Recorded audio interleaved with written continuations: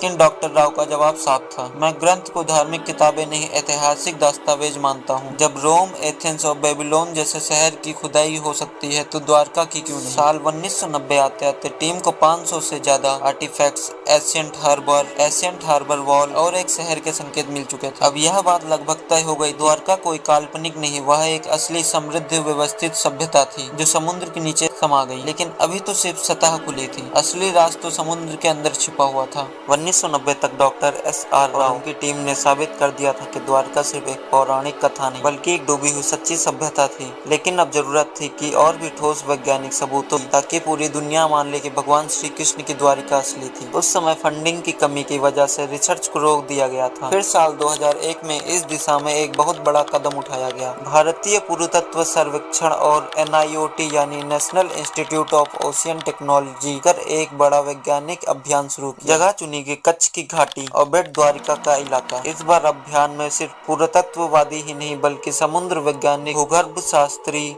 नौसेना के गोताखोर, सोनार तकनीक के विशेषज्ञ और इंटरनेशनल कार्बन डेटिंग लैब से भी जुड़े थे। इस खोज की कमान संभाली थी डॉक्टर आलोक त्रिपाठी जो ASI समुद्री पुरातत्व निदेशक थे और उनके साथ थे डॉक्टर राजीव निगम उस समय CSIR के मरीन साइंस प्रमुख के रूप में काम कर रहे थे। इस बार की खोज पहले से अलग थी, यह एक हाईटेक थी। इसमें अब सिर्फ आंखों से नहीं बल्कि मशीनों से खोज की जा रही थी। 2001 से 2007 तक समुद्र के अंदर का पूरा हाइड्रोग्राफिक सर्वे किया गया। एडवांस सोनार और सब बॉटम प्रोफाइलर जैसे मॉडर्न उपकरणों से समुद्र की परतों को डिजिटली नकाशा गया। वैज्ञानिकों ने करीब 4000 वर्ग मीटर का समुद्र का हिस्सा स्कैन कर लिया और जो मिला उसने सबको हैरान कर दिया। समुद्र की गहराई में बहुत बड़े बड़े चौकोर पत्थर के ब्लॉक्स मिले जो किसी नगर के नींव जैसे लगते थे। चूना पत्थर यानी लाइमस्टोन के टुकड़े जो शायद किसी शानदार इमारत के